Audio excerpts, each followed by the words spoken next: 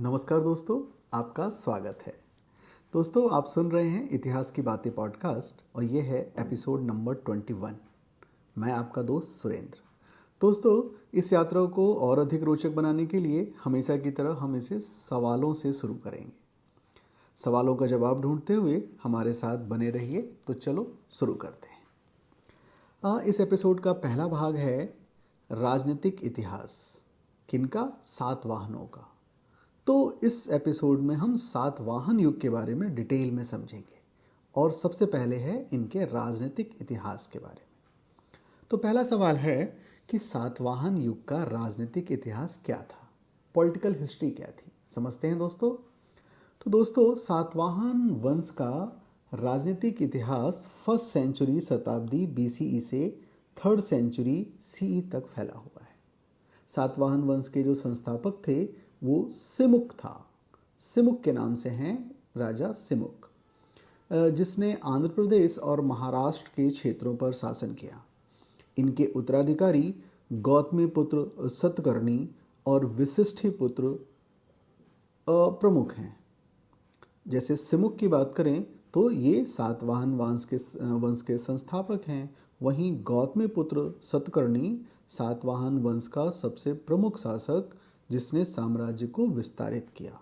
वहीं जो वशिष्ठिपुत्र है, वशिष्ठिपुत्र गौतमीपुत्र के उत्तराधिकारी थे जिन्होंने साम्राज्य को और अधिक मजबूत किया। तो शुरू में आप 3 नाम याद रखें। संस्थापक सिमुक, दूसरा महान शासक गौतमीपुत्र सातकर्णी और बाद में वशिष्ठिपुत्र जो गौतमीपुत्र के उत्तराधिकारी थे। दूसरे भाग में इस एपिसोड के समझते हैं कि भौतिक संस्कृति के क्या पहलू थे सातवाहन एज में, यानी कि एस्पेक्ट ऑफ मटेरियल कल्चर। इससे जुड़ा सवाल है कि सातवाहन युग की भौतिक संस्कृति के पहलू एस्पेक्ट ऑफ मटेरियल कल्चर क्या थे। दोस्तों, सातवाहन युग की भौतिक संस्कृति अत्यधिक विकसित थी। यह युग व्यापार, शिल्पकला और कृषि के विकास के लिए जाना जाता है। सातवाहन शासकों ने सड़कें, सिंचाई प्रणाली और बाजारों का निर्माण किया। तो इसमें 3 प्रमुख बिंदुओं को आप याद रखें। पहला, व्यापार। तो सातवाहन युग में व्यापार का महत्वपूर्ण स्थान था। व्यापारिक मार्गों का और अधिक विस्तार हुआ। तो पहला पॉइंट हो गया व्यापार। दूसरा पॉइंट याद रखें, शिल्पकला। शिल्पकला का विकास हुआ और विभिन्न प्रकार के बर्तनों, मूर्तियों और धातु कार्यों का निर्माण हुआ इस समय। और कृषि प्रणाली का विकास हुआ और सिंचाई प्रणाली में सुधार किए गए। तो ये थे सातवाहन युग के भौतिक संस्कृति के पहलू, aspect of material culture in Satavahana age. व्यापार, शिल्पकला और कृषि। अगले भाग में आते हैं और इस समय के सामाजिक संगठन, सोशल ऑर्गेनाइजेशंस को समझते हैं। तो प्रश्न उठता है कि सातवाहन युग का सामाजिक संगठन कैसा था, सोशल ऑर्गेनाइजेशन कैसा था। तो दोस्तों, सातवाहन युग में समाज 4 वर्णों में, वही पुराना ब्राह्मण, क्षत्रिय, वैश्य और शूद्र में विभाजित था। समाज में महिलाओं को सम्मानित स्थान प्राप्त था और उन्हें धार्मिक और सामाजिक गतिविधियों में भाग लेने का अधिकार था। सातवाहन शासकों ने ब्राह्मण धर्म और बौद्ध धर्म दोनों का समर्थन किया। तो दोस्तों, याद रखना है हम प्रश्न क्या था, सामाजिक संगठन कैसा था। तो समाज 4 वर्णों में विभाजित था, जैसा कि आपको पता ही है। जो ब्राह्मण धर्म के जो 4 वर्ण हैं, इसके अलावा जो उनकी सामाजिक गतिविधियां थीं, इसमें महिलाओं का काफ़ी अच्छा और सम्मानजनक स्थान था।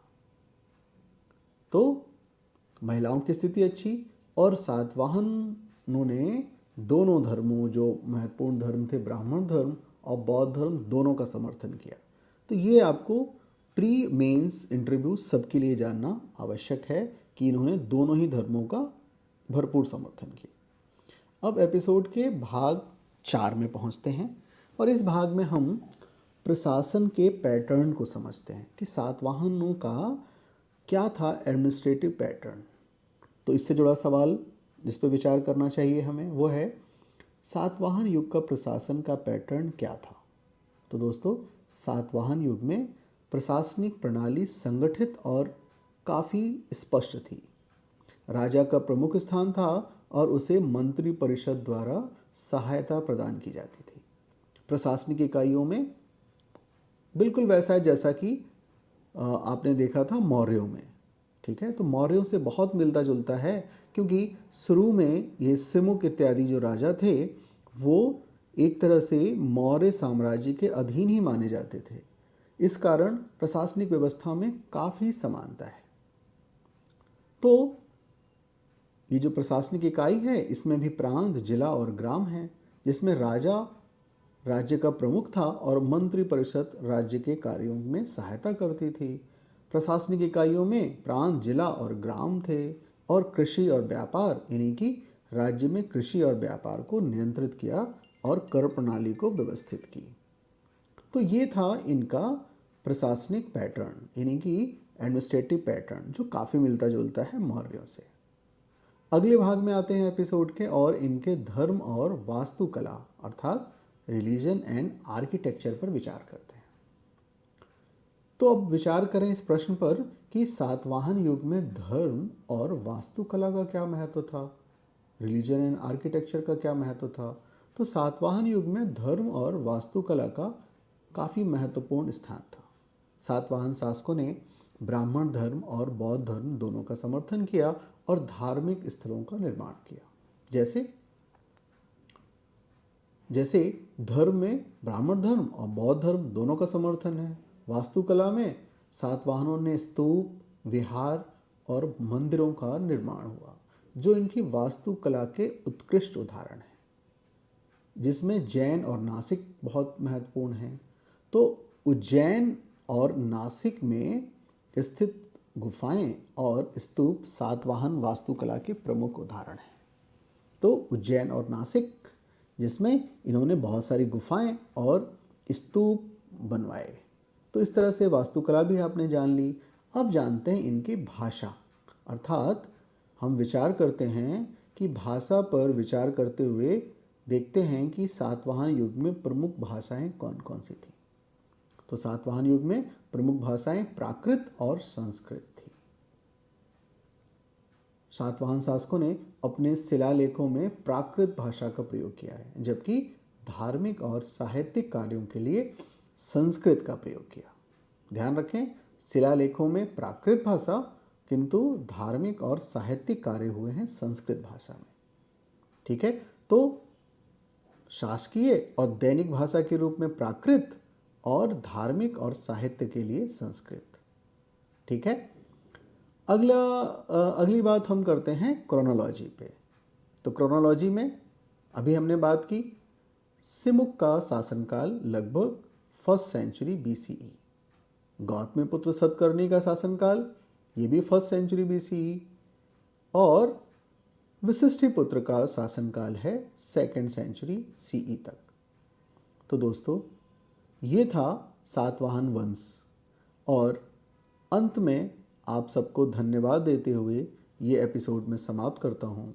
दोस्तों, अपने इतिहास को जानना, उसको समझना कितना महत्वपूर्ण है आप समझ रहे हैं। आपके एग्ज़ाम के साथ साथ सामान्य जिज्ञासा भी होना इतिहास के बारे में ज़रूरी है। मैं एक कोटेशन से इसको समाप्त करता हूँ। ये कोटेशन है जॉन F कैनेडी का। आपको पता है जॉन F कैनेडी USA के प्रेसिडेंट रहे हैं। इनका कहना था इतिहास के बारे में कि इतिहास की महानता यह नहीं है कि यह हमें अतीत को सिखाता है, बल्कि यह है कि वह हमें भविष्य को आकार देने की समझ देता है। इस तरह के कोटेशन आपके लिए बहुत महत्वपूर्ण है। मैं इसको इंग्लिश में रिपीट कर रहा हूँ। The greatness of history is not that it teach us about the past, but that is give us an understanding to shape the future. That is John F Kennedy. धन्यवाद दोस्तों, यहीं समाप्त करते हैं। नए एपिसोड तक बने रहिए। धन्यवाद।